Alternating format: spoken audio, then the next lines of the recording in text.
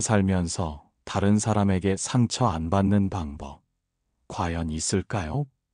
인간은 사회적 동물이라는 말이 있듯이 우리는 혼자서는 살아갈 수 없습니다. 늘 타인과 관계를 맺으며 살아가죠. 가족, 친구, 직장 동료, 이웃, 그리고 스쳐 지나가는 수많은 사람들까지. 이 모든 관계 속에서 우리는 기쁨과 행복을 느끼기도 하지만 때로는 알 수 없는 오해나 서운함, 배신감으로 인해 깊은 상처를 받기도 합니다. 가장 가까운 가족에게도, 믿었던 친구에게도, 심지어는 아무런 기대도 하지 않았던 낯선 사람에게도 예상치 못한 상처를 받을 때가 있습니다. 왜 나에게 이런 말을 할까? 왜 나에게 이렇게 행동할까? 라는 의문과 함께 마음이 아파옵니다. 하지만 그렇다고 우리가 관계 맺기를 포기하고 섬처럼 고립되어 살아갈 수는 없습니다. 관계 속에서 우리는 성장하고 사랑을 배우며 삶의 진정한 의미를 찾아가기도 하니까요. 그렇다면 상처를 아예 받지 않고 살 수는 없더라도 적어도 상처를 덜 받고 좀 더 건강하게 관계를 유지하며 궁극적으로는 우리 마음을 단단하게 지키는 방법은 없을까요? 이번 영상에서는 인간관계에서 상처를 최소화하고 나 자신을 보호하며 궁극적으로는 더욱 성숙한 관계를 맺어갈 수 있는 실질적인 방법들에 대해 깊이 있게 이야기해 보려 합니다. 첫 번째 핵심 원칙은 바로 상대방에게 너무 많은 기대를 하지 않는 것입니다. 어쩌면 이 말이 가장 본질적이고도 실천하기 어려운 조언일지도 모릅니다. 우리는 늘 타인에게 무의식적으로든 의식적으로든 어떤 기대를 품고 살아갑니다. 친구라면 당연히 나를 이해해 줄 거야. 가족이니까 이 정도는 해줄 수 있겠지. 직장 동료라면 내 의견에 동의해 줄 거야와 같은 기대들이죠.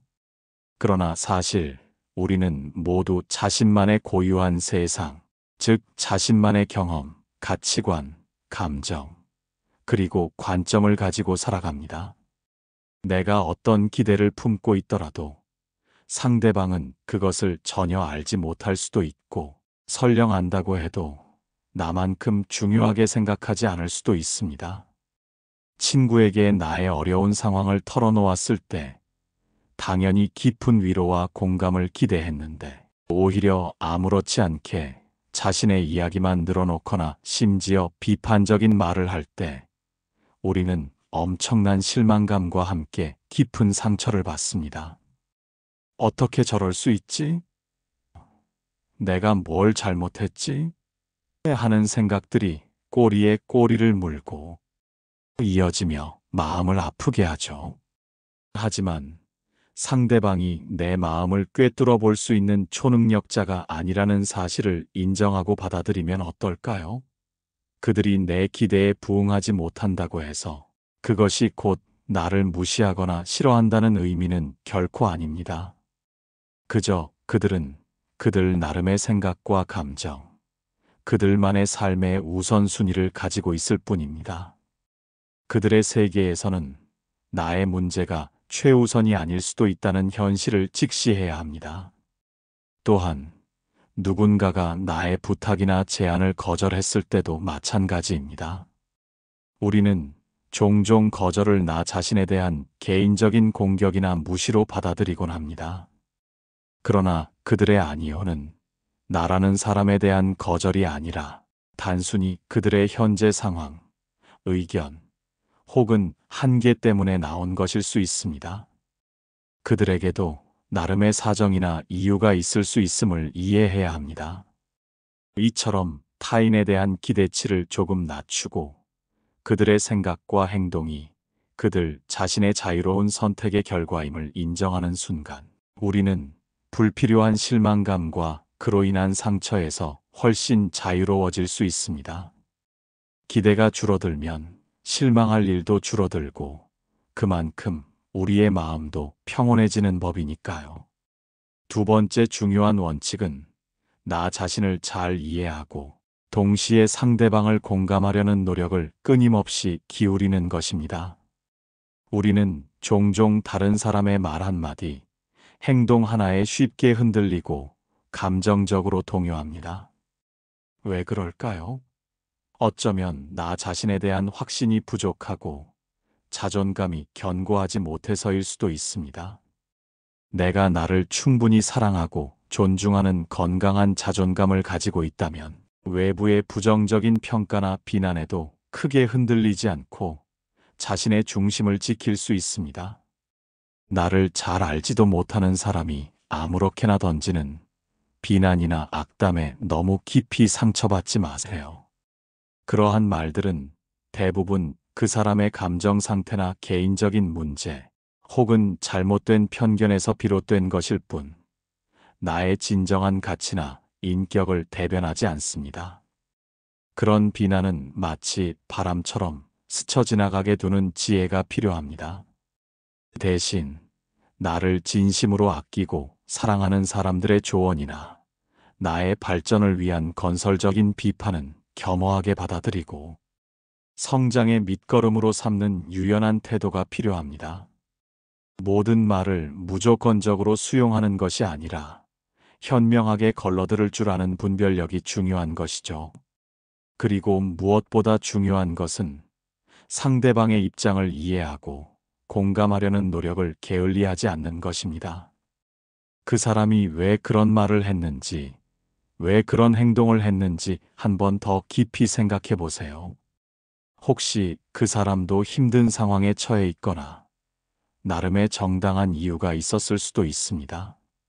단편적인 상황만 보고 섣불리 판단하기보다는 그 사람의 배경이나 현재 처한 상황까지 헤아려 보려 노력할 때 오해는 줄어들고 관계는 훨씬 더 깊고 풍요로워질 수 있습니다. 물론 내 감정을 솔직하고 진솔하게 표현하는 것도 매우 중요합니다. 감정을 억누르기만 하면 결국 병이 되기 때문입니다. 하지만 내 감정을 표현할 때는 상대방의 감정과 상황을 고려하여 신중하게 그리고 지혜롭게 전달하는 기술이 필요합니다. 상대방에게 상처를 주지 않으면서도 나의 진심을 전달할 수 있는 건강한 소통 방식을 찾아야 합니다. 예를 들어, 너 때문에 내가 너무 화가 나 라고 비난하듯 말하기보다는 내가 그런 행동을 했을 때 나는 솔직히 마음이 아프고 화가 났어. 혹시 내가 오해한 부분이 있을까? 와 같이 나의 감정을 나 전달법으로 표현하고 상대방의 설명을 들을 기회를 주는 것이죠. 이러한 노력들은 관계 속에서 발생할 수 있는 많은 오해와 상처를 예방하는데 큰 도움이 될 것입니다. 세 번째 원칙은 세상에는 치열한 힘겨루기가 존재하며 모든 관계가 순수하지만은 않다는 현실을 인정하는 것입니다. 우리는 때때로 모든 인간관계가 따뜻하고 이해심 넘치는 이상적인 관계이기를 바라곤 합니다. 그러나 냉정하게 말해서 현실 세계는 그렇지 않습니다. 특히 가족이나 아주 가까운 친구처럼 오랜 시간 신뢰를 쌓아온 관계가 아닌 사회생활에서 만나는 피상적인 관계에서는 더욱 그렇습니다. 모든 사람이 나에게 선한 의도를 가지고 대하는 것은 아니라는 점을 분명히 인지해야 합니다. 때로는 자신의 이기적인 목적을 달성하기 위해 접근하거나 나를 이용하려 하거나 심지어는 나를 깎아내리거나 경쟁 상대로 여기는 사람들도 분명히 존재합니다. 이러한 불편한 현실을 외면하지 않고 받아들이는 것이 중요합니다. 그래야만 상처받을 가능성을 미리 인지하고 적절하게 대처하며 우리 자신을 보호할 수 있습니다. 예를 들어 어떤 모임에서 누군가가 나를 은근히 비꼬거나 나의 약점을 들춰내려 하거나 혹은 나를 경쟁 구도에 밀어넣으려고 할 때 왜 나한테 이러지? 내가 뭘 잘못했나? 하고 상처받으며 자책하기보다는 아, 이 사람은 지금 나를 견제하고 있거나 자신의 우위를 보이려고 하는구나 하고 객관적이고 냉철하게 상황을 바라볼 수 있게 됩니다. 그렇게 되면 감정적으로 휘둘리지 않고 그들의 의도에 말려들지 않으며 필요한 경우 적절하게 거리를 두거나 자신을 효과적으로 방어하는 방법을 찾을 수 있습니다. 또한 모든 관계에서 내가 모든 것을 다 줄 필요도 없고 모든 사람에게 다 잘 보일 필요도 없다는 점을 인지해야 합니다. 우리는 때때로 타인의 인정을 받기 위해 무리하게 자신을 희생하거나 원치 않는 관계를 유지하려고 애쓰기도 합니다. 하지만 이는 결국 자기 자신을 소진시키고 더 큰 상처를 불러올 수 있습니다. 모든 인간관계가 순수하고 이상적일 수만은 없다는 현실적인 관점을 가질 때 우리는 훨씬 더 단단해지고 현명하게 관계를 선택하고 유지할 수 있게 됩니다. 나를 진정으로 존중하고 아껴주는 사람들에게 집중하고 나를 힘들게 하거나 이용하려는 관계는 과감하게 정리하거나 거리를 두는 용기가 필요합니다. 네 번째이자 가장 궁극적인 원칙은 가장 중요한 존재는 바로 나 자신이며 나를 돌보는 것이 최우선이라는 점입니다. 우리는 종종 타인의 시선이나 평가에 지나치게 얽매여 살아갑니다. 다른 사람에게 어떻게 보일까? 나를 싫어하면 어쩌나 하는 걱정 때문에 정작 나의 감정이나 욕구는 뒷전으로 미루는 경우가 많습니다.